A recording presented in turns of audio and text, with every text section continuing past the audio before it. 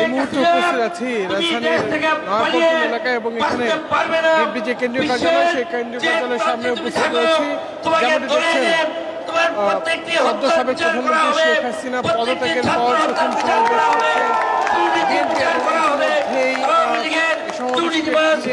নয়াপল্টন কেন্দ্রীয় কার্যালয়ের সামনে হাজার হাজার নেতাকর্মী এসে জড়ো হচ্ছে এবং এখানে নানা ধরনের বক্তব্য রাখছেন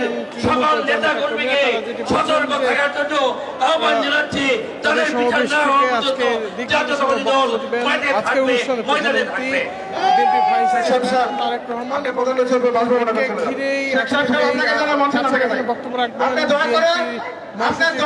ফখরুল ইসলাম হাজার হাজার নেতা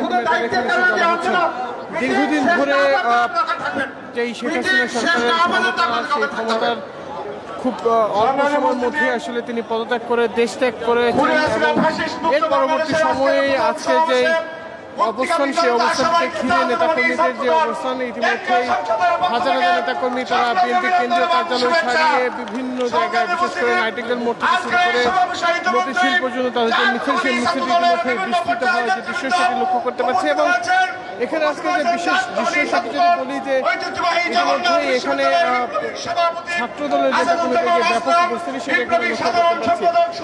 এর পাশাপাশি এখানে যেটি দেখছি যে সমাবেশ স্থলের ঠিক বাইরে ইতিমধ্যে নেতাকর্মীরা তারা বিভিন্ন স্থান থেকে এসে আমরা তাদের সঙ্গে কথা বলার চেষ্টা করবো। আজকে এই সমাবেশ থেকে আপনাদের কি মেসেজ যাবে জাতির কাছে? এই সমাবেশ থেকে মেসেজ যাবে বাংলাদেশ এটা নতুন করে স্বাধীন হয়েছে এবং সংস্কার হবে জনগণের জন্য। জনগণ আগে কথা বলতে পারে নাই, এখন কথা বলতে পারবে, স্বাধীনভাবে কথা বলতে পারবে। এই জিনিসটা আমরা মেসেজ দিচ্ছি। যেমন দেখছেন যে নেতাকর্মীদের যে উপস্থিতি সেটি প্রতিনিয়ত বাড়তে শুরু করেছে এবং একে ঘিরেই হাজার হাজার নেতাকর্মী তারা বিভিন্ন সড়কে তাদেরকে নির্দিষ্ট কি জায়গা দেওয়া হয়েছে সেই জায়গাগুলোতে তাদেরকে স্থান দেওয়ার যে দৃশ্যটা এখানে লক্ষ্য করতে পারছি। আজকে এখানে সমাবেশটি অনেকটা সংক্ষিপ্ত হবে এমনটা তারা জানাচ্ছেন। এটিকে ঘিরে আমরা আরেকজন ছাত্রদল নেতার সঙ্গে কথা বলবো, তার কাছে আজকে আপনাদের যে সমাবেশ সেই সমাবেশ থেকে জাতির উদ্দেশ্যে কি মেসেজ যাবে? আজকের এই সমাবেশ থেকে জাতির উদ্দেশ্যে যে মেসেজ, যে বাংলাদেশ স্বৈরাচার মুক্ত হয়েছে। দীর্ঘ 15 বছর বাংলাদেশে এই স্বৈরাচার শেখ হাসিনার নেতৃত্বে যে জগদ্দল পাথরের মতো চেপে বসেছিল, একটা মানুষের ভোটের অধিকার ছিল না, বাংলাদেশে কোনো গণতন্ত্র ছিল না।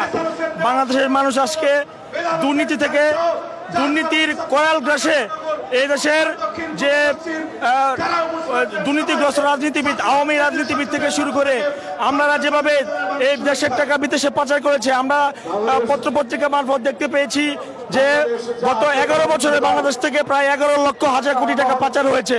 আমরা দেখেছি যে বাংলাদেশ ব্যাংক থেকে রিজার্ভ চুরি হয়েছে, প্রায় $800 মিলিয়ন রিজার্ভ চুরি হয়েছে এবং কুইক রেন্টালের নামে আপনার ক্যাপাসিটি চার্জের নাম করে আজকে বিদ্যুৎ খাতে কোটি কোটি টাকা বিদেশে পাচার করেছে এই স্বৈরাচার শেখ হাসিনার নেতৃত্বে আওয়ামী সরকার। আজকে বাংলাদেশ এই স্বৈরাচার হাসিনার করাল গ্রাস থেকে মুক্ত হয়েছে। আজকে বাংলাদেশ স্বাধীন হয়েছে। নতুন প্রজন্ম, বিশেষ করে নতুন প্রজন্মের যারা আছে তারা সবাই ভোটের অধিকার তাদের নিশ্চিত হয়েছে। তারা ভোট দিতে পারবে এবং তারা জনগণের সরকার প্রতিষ্ঠা করতে পারবে আগামীতে। আজকের সমাবেশ থেকে আজকে আমাদের বিএনপির ভারপ্রাপ্ত চেয়ারম্যান দেশনায়ক জনাব তারেক রহমান, বাংলাদেশের জনগণের আশা আকাঙ্ক্ষা নির্ভরতার প্রতীক দেশনায়ক জনাব তারেক রহমান আজকে জাতির উদ্দেশ্যে বক্তব্য দিবেন। আজকে হয়তো তিনি গুরুত্বপূর্ণ মেসেজ দিবেন, আমরা সে পর্যন্ত অপেক্ষা করব।